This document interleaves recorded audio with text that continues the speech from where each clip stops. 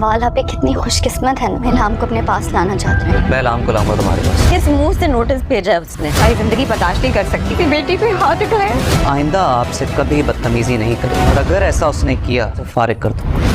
Hello friend, फलक कबीर और निवाल को एक साथ देखकर बहुत जेलिस होगी और इसे ये बिल्कुल भी बर्दाश्त नहीं होगा कि निवाल और कबीर खुश रहे। इसकी हासिद फितरत इसे चैन से नहीं बैठने देगी। इसे जब से मालूम हुआ है कि बिजनेस में ज़्यादा हिस्सा नाजिश का है और इसकी हैसियत भी इस घर में हमजा की तरह है जो खुद कमज़ोर पोजीशन में है, जबकि हमजा भी अब बिजनेस की गिरती हुई साख की वजह से अपना सारा गुस्सा इस पर निकालता है। इसीलिए फलक एक तरफ तो हमजा को भी इतनी आसानी से हाथ से नहीं जाने देगी, लेकिन दूसरी तरफ वो कबीर और निवाल को कामयाब होता हुआ नहीं देख सकती।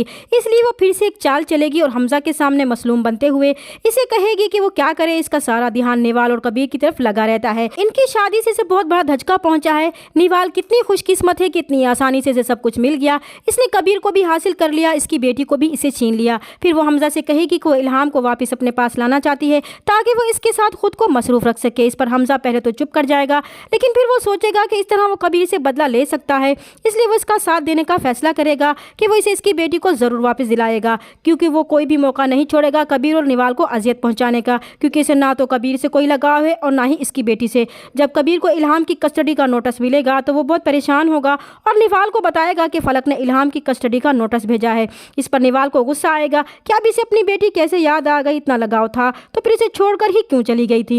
अब किस मुंह से नोटिस भेजा है, वो इसे किसी सूरत में इल्हाम को वापस नहीं देगी।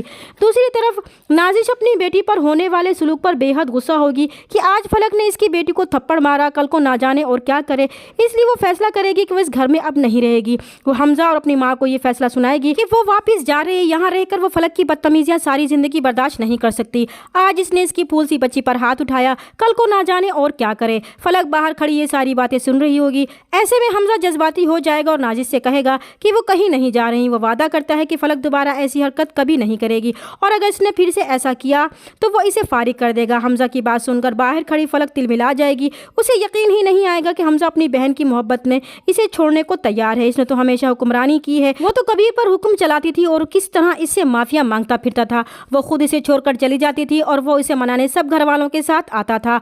वो इस खुशफहमी में थी कि यहाँ भी वो ये सब करेगी और हमजा इसे कुछ नहीं कहेगा, लेकिन इसे क्या पता कबीर को तो इससे मोहब्बत थी, इसलिए वो इसकी हर बदतमीजी, गलत बात और जिद को बर्दाश्त करता रहा। लेकिन हमजा को इससे कोई लगाव नहीं। फलक से शादी इसका एक जज्बाती फैसला था, अब वो भी इस पर पछता रहा था। वो अच्छी तरह जानता है कि अगर इस घर से इसकी आपी जाएगी तो वो खाली हाथ रह जाएगा और वो सब अफोर्ड नहीं कर सकता, इसलिए वो अपनी आपी की कोई नाराजगी मोल नहीं लेगा। फलक को हमजा की इस रवैये से काफ़ी धचका लगेगा, इसलिए वो काफ़ी मोहतात हो जाएगी। लेकिन इसे निवाल और कबीर की खुशियाँ किसी सूरत बर्दाश्त नहीं होंगी, इसलिए वो इल्हाम को जरिया बनाकर इन्हें तंग करने की कोशिश करेगी ताकि वो इन्हें अजियत दे सके, उनकी खुशियाँ ख़राब कर सके। चैनल पर नए तो प्लीज़ चैनल को सब्सक्राइब कर दें। मिलते हैं नेक्स्ट वीडियो में, तब तक के लिए अल्लाह हाफिज़।